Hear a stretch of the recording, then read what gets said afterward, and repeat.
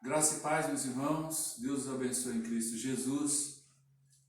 Estamos impossibilitados de estarmos juntos cultuando o nosso Deus, mas eu queria, por meio desse vídeo, louvar o nosso Deus e também transmitir uma mensagem da parte do Senhor para a amada igreja. Antes de nós começarmos, nós vamos orar, agradecer a Deus por tudo que Ele tem nos dado, pela a salvação primeiramente em Cristo Jesus e pelo fato de Ele não ter deixado nada nos faltar. Vamos orar então e agradecer ao nosso Deus. Senhor, em nome de Jesus, nós te louvamos, nós te adoramos, nós, ó Deus, glorificamos o teu nome e aqui nós estamos, ó Deus, mesmo distantes uns dos outros como igreja do Senhor, mas isso não nos impede, ó Deus, de adorar o teu nome, de te servir e de sermos relevantes onde quer que estejamos inseridos. Abençoe as nossas vidas, trabalhe, ó Deus, os nossos corações. Nós oramos assim gratos a Ti, na certeza de que o Senhor vai conduzir e tem conduzido as nossas vidas. Em nome de Cristo Jesus oramos. Amém. O Salmo de número 99 diz o seguinte: Reina o Senhor, trema os povos, Ele está entronizado acima dos querubins, abala-se a terra. O Senhor é grande em Sião e sobremodo elevado acima de todos os povos. Celebrem eles o teu nome, grande e tremendo, porque é santo. A Bíblia diz que Deus é o nosso Deus soberano. E é nele que nós devemos confiar. Tem um cântico que nós cantamos que diz exatamente isso, que Ele é soberano. E apesar dessa grandeza dele, Ele é um Deus que se importa conosco. Então vamos cantar esse cântico.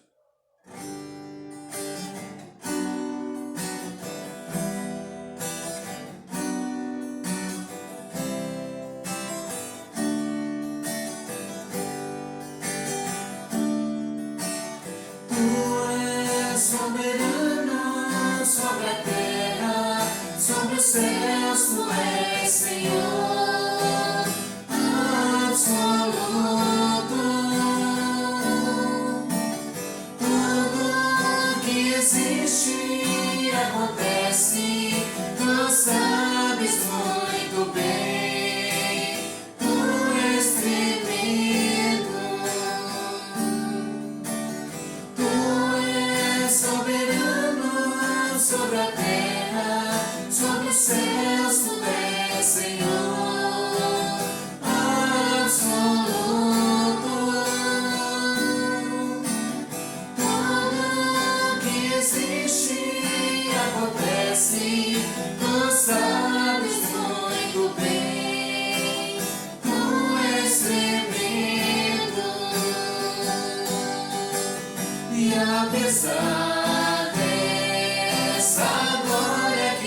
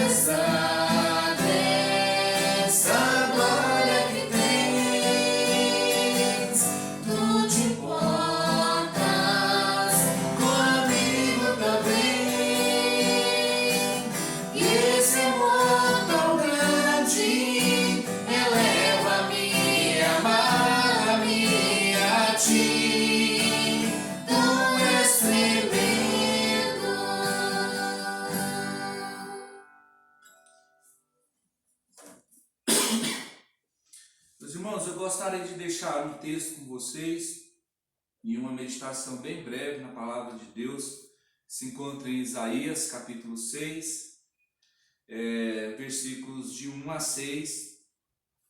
E no texto nos diz o seguinte, de Isaías capítulo 6, de 1 a 6.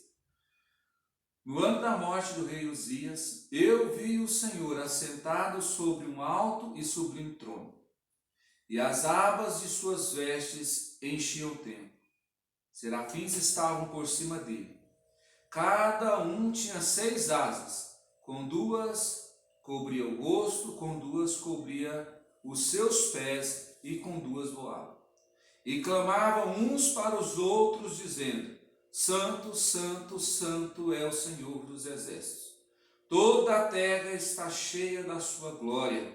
As bases do limiar se moveram à voz do que clamava, e a casa se encheu de fumaça. Então disse eu: ai de mim, estou perdido, porque sou homem de lábios impuros, e habito no meio de um povo de impuros lábios. E os meus olhos viram o Rei, o Senhor dos exércitos. Então um dos serafins voou para mim, trazendo na mão uma brasa viva que tirara do altar com uma tenaz. E disse: com a brasa tocou a minha boca, e disse: eis que ela tocou os teus lábios, a tua iniquidade foi tirada e o pecado perdoado. Meus irmãos, esse texto ele é muito interessante, principalmente pelo tempo em que nós estamos vivendo. Nós estamos vivendo uma crise, onde nos levou a um distanciamento social, talvez uma crise política e também uma crise financeira. O texto que nós acabamos de ler, ele se encaixa muito bem nesse contexto a qual nós estamos vivendo. Porque o início do texto começa dizendo o seguinte: na morte do rei Uzias. Para a gente entender aqui e compreender o que Deus quer falar conosco, é importantíssimo saber esse contexto, quem era o rei Uzias. E quando você olha para 2 Crônicas, capítulo 26, de 1 a 4, você vai entender quem era esse rei Uzias que havia falecido. O texto lá de 2 Crônicas diz que esse rei era um rei que fez o que era reto perante o Senhor. Ou seja, foi um bom rei, um excelente rei, um magnífico rei, um rei que cuidava das questões tanto espirituais quanto financeiras no período do seu reinado. Então, a morte desse rei foi um baque muito grande para o povo de Israel. O povo estava entristecido, o povo estava incerto porque não sabiam quem iria governar no lugar do rei Uzias. Imagine você, um excelente rei, acabou de falecer. E agora? O que será de nós? O que acontecerá conosco? Era esse o pensamento daquele povo, extremamente desesperados, com incerteza em seus corações. Como eu já disse, qual rei assumiria? E qual seria a postura desse novo rei? E aí o texto vai nos mostrar a Deus se revelando a Isaías. E aqui, mais cedo, eu estava conversando com a Érica, e a Érica falou: pai, esse texto parece que Deus está querendo acalmar o coração daquele povo diante do grande problema que eles estavam enfrentando. E eu disse a ela: realmente é isso. Deus então se revela aqui ao profeta Isaías para trazer uma tranquilidade ao coração do profeta, mas também uma tranquilidade ao coração daquele povo. E assim o texto é relevante para nós. Por quê? Porque ele vai trazer também, vai revelar aos nossos corações quem é o nosso Deus diante de tudo isso que está acontecendo. E aqui eu queria pensar com vocês exatamente isso. Quem é esse Deus a qual se revelou a Isaías? A primeira lição que nós podemos tirar aqui é que esse Deus é soberano e está assentado no trono. Não é por acaso que o profeta inicia dizendo: na morte do rei Uzias, eu vi o Senhor assentado em um alto e sublime trono. A palavra Senhor aqui no hebraico é Adonai, que tem a ideia de soberano, aquele que tem controle sobre todas as coisas e que nada foge de suas mãos ou escapa de suas mãos. Quem é que o profeta vê então? Ele diz: eu vi o Senhor, o soberano Senhor, aquele que tem controle sobre toda a situação. E ele diz: está num trono. Veja bem que há pouco tempo o rei Uzias havia falecido. Há pouco tempo, um rei que foi bom para a nação, tanto espiritualmente quanto financeiramente e politicamente. E agora ele diz, mas existe um trono que está acima de todos os tronos, e ele está ocupado esse trono. Ele está ocupado pelo Senhor, pelo soberano. Meus irmãos, eu quero dizer a vocês, Deus tem controle sobre todas as coisas. Mesmo diante dessa pandemia, Ele tem controle sobre todas as coisas e nada fugiu das mãos do Senhor. Ele não tem um plano B. Deus tem um projeto de vida para cada um de nós. Deus tem tudo no seu controle. Tudo, extremamente no seu controle. Deus está no controle de toda essa situação. Tudo isso que está acontecendo está diante do nosso Deus. Ele tem percebido tudo isso e mais. Ele tem escrito a história ou escreveu toda essa história. Ele tem tudo em suas mãos. Então descanse no Senhor. Ele é um Senhor soberano e que está sentado no trono, governando tudo. Mas o texto vai adiante, porque Deus quer se revelar a Isaías não só como soberano Senhor. Deus não quer se revelar a você tão somente como soberano Senhor. Deus aqui está se revelando a Isaías e a você e a mim como um soberano Senhor, mas santo, puro, perfeito, do qual não há variação, de um Deus em que não muda, porque Ele é perfeito. Diz o texto nos versículos 2 em diante, que os anjos, os serafins, voavam ao redor desse trono. E diz mais que eles não só voavam, mas eles diziam uns para os outros, olhando uns na face dos outros, dizendo, olha, santo, santo, santo é o Senhor dos exércitos. Ou seja, Deus está se revelando aqui em Isaías como um Deus perfeito, como um Deus puro, como um Deus que não precisa melhorar e nem como um Deus que piora, mas um Deus extremamente perfeito e justo. Deus é justo, Deus é perfeito, Deus é santo, não há mácula, não há malícia em nosso Deus. Ele é santo, santo, santo, perfeito. É interessante porque o profeta Isaías, por 3 vezes, ele repete a expressão santo, santo, santo é o Senhor dos exércitos. O que ele quer dizer com isso? Ele quer enfatizar a santidade de Deus.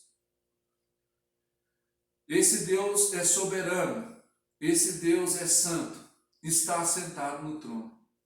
Por fim, Deus se revela a Isaías e quer se revelar a você e a mim como um Deus perdoador. O versículo 5 a 7 diz que o profeta Isaías, ao ver a grandeza desse Deus, a soberania desse Deus, a santidade desse Deus, ele olha para dentro de si e diz, ai de mim, eu estou perdido porque eu vi o Senhor dos exércitos.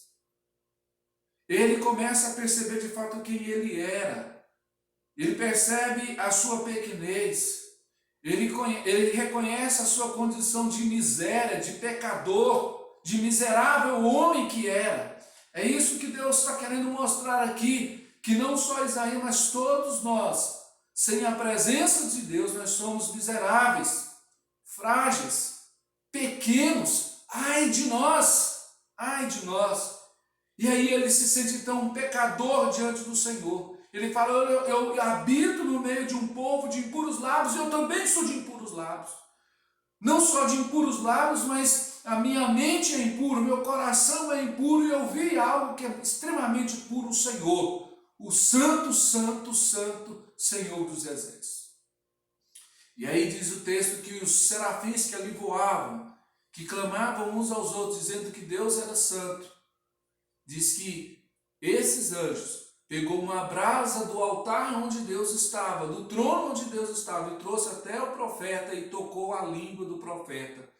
Aqui nós estamos diante de um texto extremamente simbólico, um texto com metáforas, onde a ideia central dele aqui é o seguinte, e Deus perdoou os meus pecados para que eu pudesse estar na presença dele.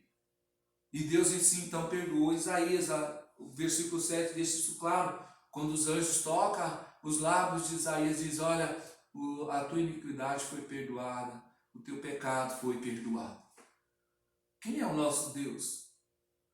Quem é o Deus que se revelou a Isaías? Diante de tudo que está acontecendo, onde nós botamos a nossa esperança em governantes, botamos a nossa esperança numa nova vacina, botamos a nossa esperança em cientistas, mas eu quero dizer que a nossa esperança deve estar no Senhor, que pode dar sabedoria a essas pessoas.